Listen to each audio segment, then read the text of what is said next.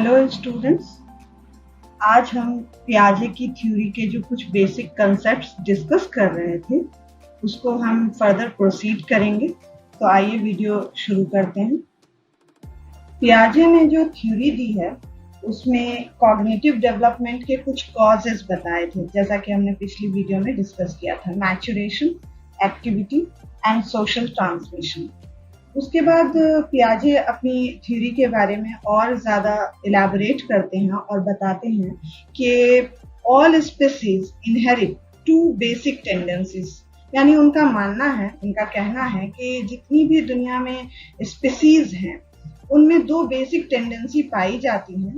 पहली टेंडेंसी जिसके बारे में वो बताते हैं वो है ऑर्गेनाइजेशन। अब ऑर्गेनाइजेशन से पियाजे क्या कहना चाह रहे हैं? By organization, he means people are born with a tendency to organize their thinking processes into psychological structures। यानी कि एक बच्चा या एक इंसान जिस तरीके से भी सोचता है वो अपनी इस सोच को ऑर्गेनाइज करता है, और ये ऑर्गेनाइजेशन जो वो अपनी सोच का करता है या उसकी जो सोचने के बेसिक स्ट्रक्चर है उसको हमेशा वो एक ऑर्गेनाइज्ड वे में अपने माइंड में रखता है। और ये psychological structures or systems for understanding and interacting with the world. तो वो उसके दिमाग में ये सिस्टम मौजूद रहता है, और जब भी कभी उसका रियल वर्ल्ड से सामना होता है, जब वो घर से बाहर निकलता है, लोगों से मिलता है, कोई नए एक्सपीरियंसेस उसको होती हैं, कुछ नई लर्निंग होती है, कोई थॉट उसके दिमाग में आता है, ये सारी ही चीजें जो जितनी भी मेंटल प्रोसेसेस हैं जो ऑन अ डेली बेसिस एक इंसान उस चीज से जो गुजरता है, तो ये इन साइकोलॉजिकल स्ट्रक्चर्स की मदद से वो इस दुनिया को समझने की कोशिश करता है। Simple structures are continually combined and coordinated to become more sophisticated and thus more effective। तो जो छोटे छोटे सिंपल से स्ट्रक्चर्स होते हैं वो आपस में कंबाइन करते हैं, नए कोऑर्डिनेशंस बनाते हैं, और वो और भी ज्यादा उसको कॉम्प्लेक्स एक्टिविटी करने में मदद करती हैं in an effective way. Organisation को अगर हम एक एग्जाम्पल से समझना चाहें तो हम कह सकते हैं कि वेरी यंग इन्फेंट्स कैन इधर लुक एट एन ऑब्जेक्ट, या तो वो देखते हैं किसी ऑब्जेक्ट की तरफ या उस ऑब्जेक्ट को ग्रास्प करते हैं when it comes in contact with their hand। जब भी कभी वो उनके सामने आती है कोई चीज, एक 6 महीने के बच्चे को ले लेते हैं तो वो या तो उस चीज को गौर से देखता है या उसको ग्रास्प करता है। They can not coordinate looking and grasping at the same time. लेकिन वो एक ही साथ देखना और ग्रास्प भी करना, उसको पकड़ना, दोनों मतलब काम को वो एक साथ नहीं कर सकता है कोऑर्डिनेट करके।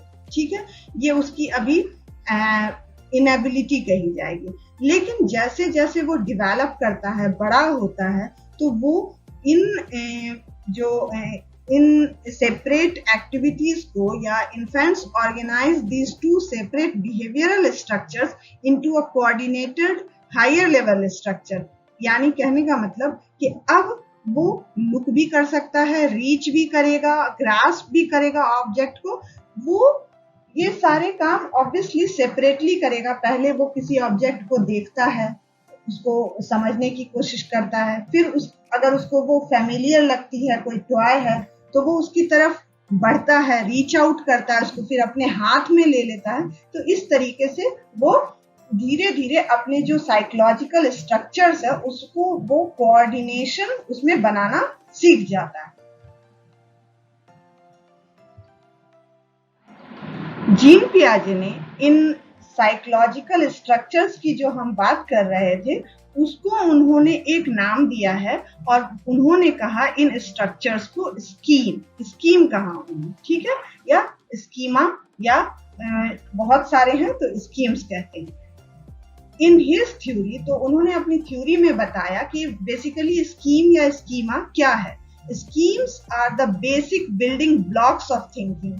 देखिए, जहां से हमारी सोच शुरू होती है, किसी भी चीज के बारे में हमारी जो एक इमेज फॉर्मेशन होती है, दिमाग में जो एक इमेज बनती है, एक कंसेप्ट बनता है, एक बहुत कंसेप्ट से भी बहुत पहले बहुत बेसिक यूनिट है हमारी थिंकिंग की, वो है हमारी स्कीम या स्ट्रक्चर। अगर स्कीम को बहुत अच्छी तरीके से हम समझना चाहें तो इसका एग्जाम्पल मैं ऐसे दूंगी कि जैसे हमें एक सेंटेंस बनाना है, ठीक है, और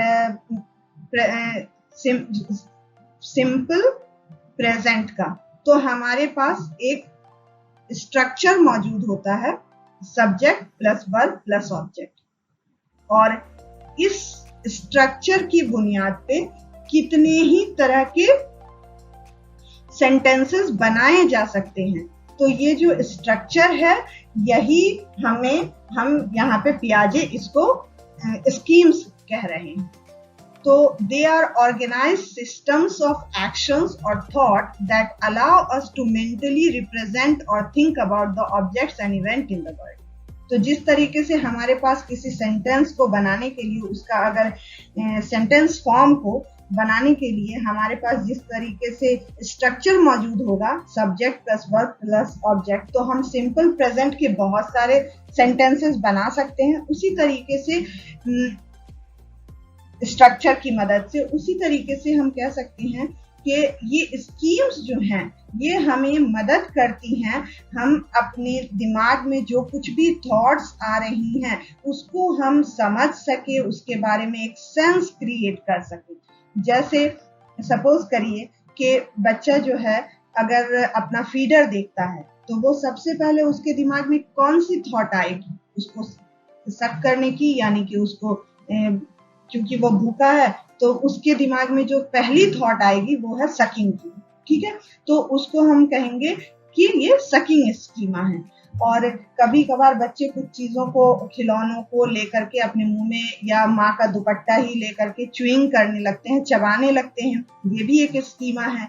और जैसे जैसे ये चीजें मतलब बच्चा डेवलप करता जाएगा, उसकी जो स्कीमा है वो भी कॉम्प्लेक्स होती जाएंगी चीजों से डील करने के लिए। तो रिकग्नाइजिंग एक फ्लावर रिकग्नाइज करना है, सपोज करिए कि बहुत सारे फ्लावर्स हैं, उसमें से एक रोज को आइडेंटिफाई करने के लिए उसको 10 पहले फ्लावर्स के नाम जानने होंगे, तब वो रोज को उसमें से पिक कर सकता है। या कैटेगराइजिंग प्लांट, अब प्लांट को अगर कैटेगराइज करना है तो पहले उसको बहुत सारे कैटेगरीज ऑफ प्लांट के बारे में जानना होगा, उसके एग्जाम्पल्स जानने होंगे, और फिर वो अलग अलग कैटेगरीज में प्लांट को रखेगा। तो इस तरीके से ये स्कीम ऑफ थॉट जो है ये धीरे धीरे कॉम्प्लेक्स होएंगी जैसे जैसे कि बच्चे का डेवलपमेंट होगा। तो आपको ये याद रखना है कि स्कीम्स जो है वो basic building blocks of thinking है, यहीं से सोच की शुरुआत होती है।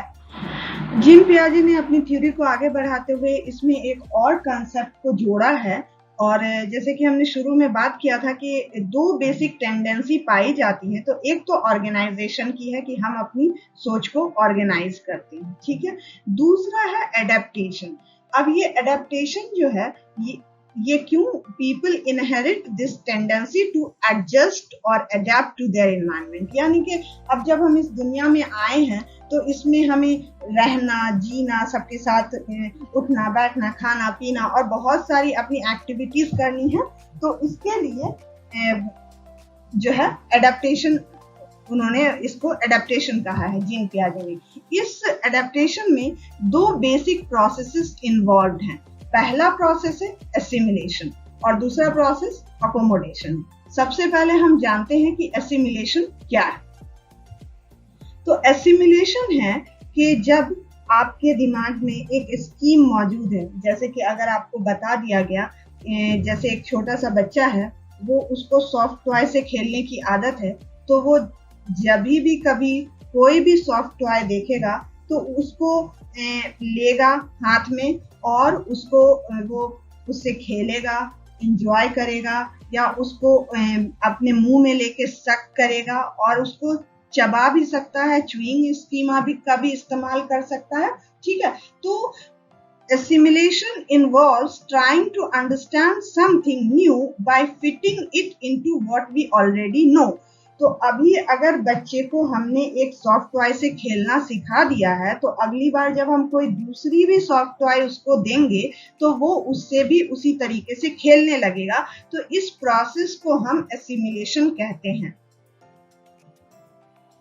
और यहाँ पे जो लिखा हुआ है कि at times we may have to distort the new information to make it fit. इसका मतलब है कि मान के चलिए कि सॉफ्ट टॉय एक डॉल थी, अब हमने जो है उसको कोई एनिमल वाला सॉफ्ट टॉय यानी कि टेडी बियर दे दिया है, तो वो डॉल से भी पहले खेल रहा था, अब उसने टेडी बियर देखा, कुछ देर टाइम लगाया, उसको टच किया, फिर उसको वो फीलिंग आई कि नहीं ये भी डॉल ही के जैसा फील करा रही है उसको, और उसने फिर क्या किया कि उसके साथ भी खेलना शुरू कर दिया। तो ये जो पूरा प्रोसेस था इसको हम एसिमिलेशन कहेंगे, ठीक है।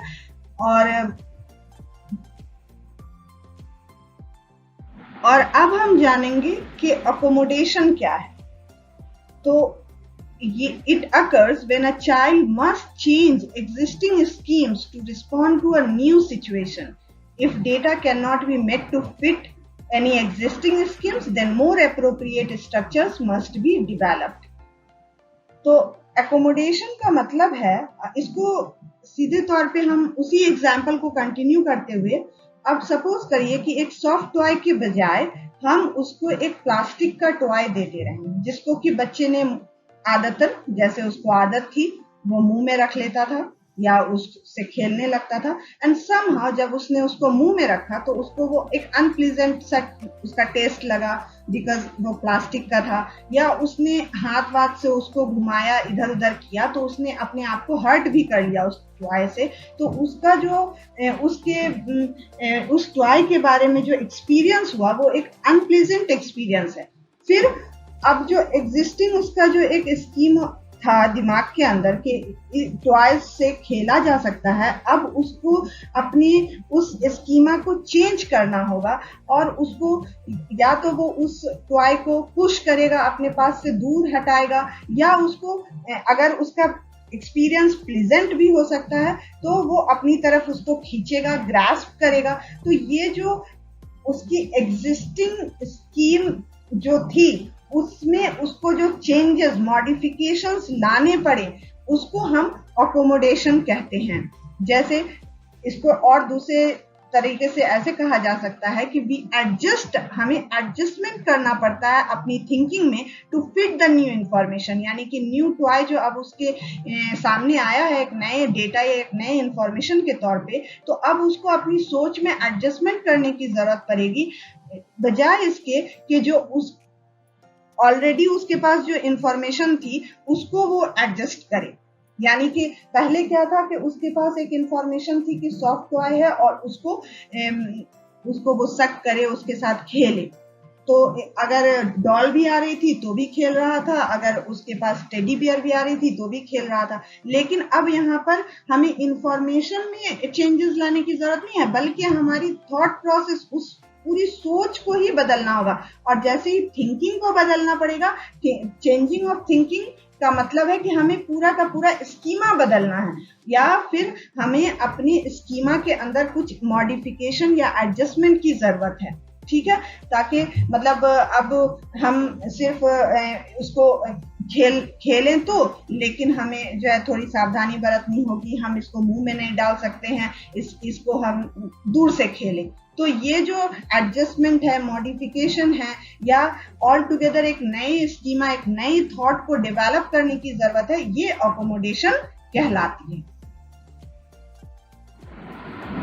तो ऑन अ डेली बेसिस ऐसा होता है कि हम कभी हमारा काम एसिमिलेशन से चलता रहता है, तो हम एसिमिलेशन का इस्तेमाल करके एग्जिस्टिंग हमारी जो स्कीमास हैं उसका इस्तेमाल करके हम उससे अपना मतलब एक इंटरेक्शन करते हैं एनवायरनमेंट के साथ, और हम जो है क्या कहते हैं अपना काम निकालते हैं। लेकिन कभी कभी जब एसिमिलेशन काम नहीं करता है तो हमें अपनी या तो एग्जिस्टिंग स्कीमा में मॉडिफिकेशन लाना होता है या उसमें कुछ ऐड करना होता है, और कभी कभी कुछ या नए स्कीमास भी हमें लानी पड़ती हैं, और इसको हम अकोमोडेशन कहते हैं। ठीक है, और मैंने ये टॉय वाला एग्जांपल से आपको समझाया इस चीज को, और अच्छी तरीके से समझ लीजिए कि if a child sucks all toys, अगर वो सारे ही टॉयज को लेके सक करता है और उसको प्लीजेंट एक्सपीरियंस है, सब कुछ ठीक है, तो हम इसको एसिमिलेशन कहेंगे। ठीक है, लेकिन जैसे ही वो अपने आप को हर्ट कर लेता है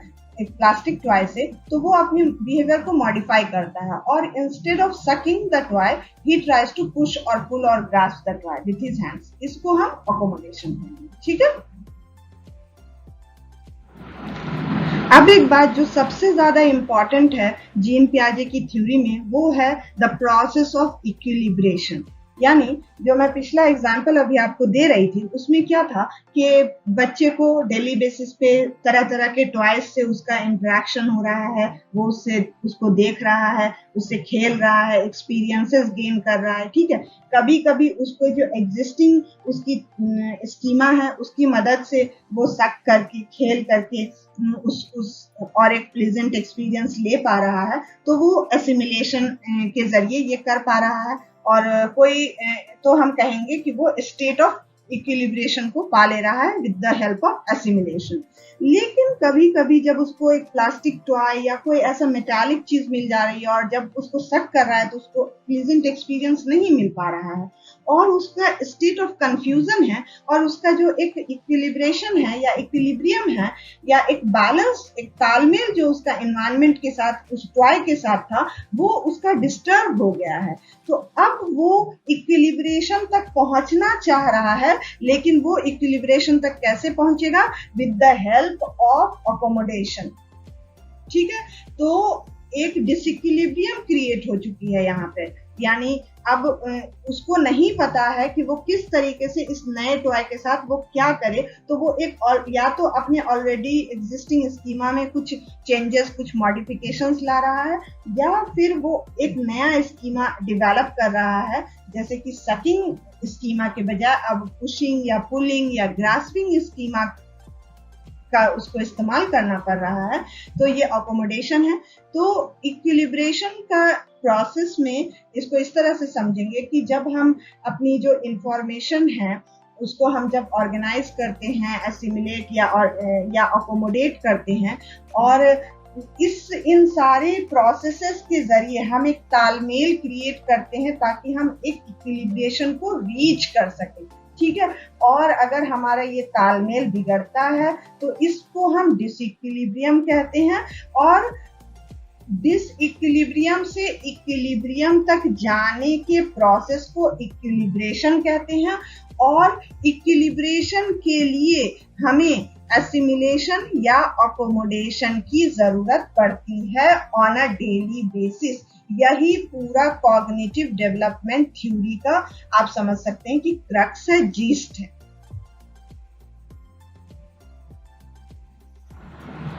इसमें एक चीज और अच्छी तरीके से इसको समझ लीजिए कि the process of equilibration works like this. कैसे वर्क करता है ये समझिए। If we apply a particular scheme to an event और situation and the scheme works, यानी कि अगर एक सिचुएशन से आपका सामना होता है और आपके पास जो स्कीम है, यानी कि जो थॉट प्रोसेस है या थिंकिंग है आपके दिमाग में, उसके इस्तेमाल से आप उस सिचुएशन से को डील कर पा रहे हैं सक्सेसफुली, तो आप इक्विलिब्रेशन तक पहुंच जा रहे हैं, इक्विलिब्रेशन एग्जिस्ट कर रहा है।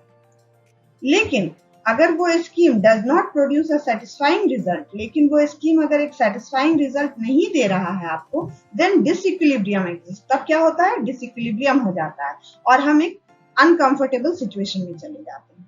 तो इस अनकंफर्टेबल सिचुएशन की वजह से ये हमें मोटिवेट करता है कि हम एक सॉल्यूशन ढूंढ के लाएं। कैसे?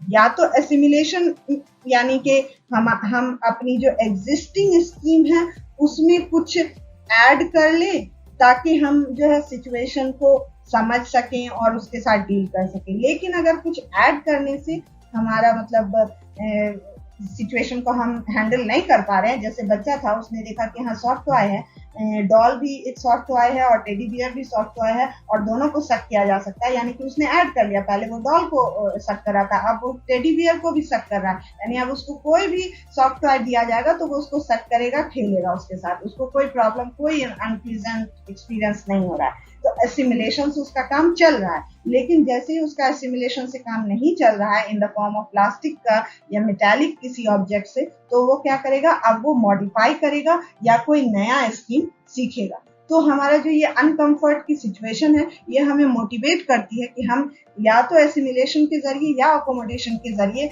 इन्वायरमेंट से एक तालमेल, एक बैलेंस क्रिएट कर सकें, और 10 थिंकिंग चेंजेस, और इसी वजह से हमारी सोच जो है ऑन अ डेली बेसिस बदलती रहती है, और इस तरह से हम आगे बढ़ते हैं जिंदगी में। और इस तरह से एक छोटा बच्चा इन्फेंसी से चाइल्डहुड और चाइल्डहुड से एडल्टहुड की तरफ वो जाता है और उसका कॉग्निटिव डेवलपमेंट होता है।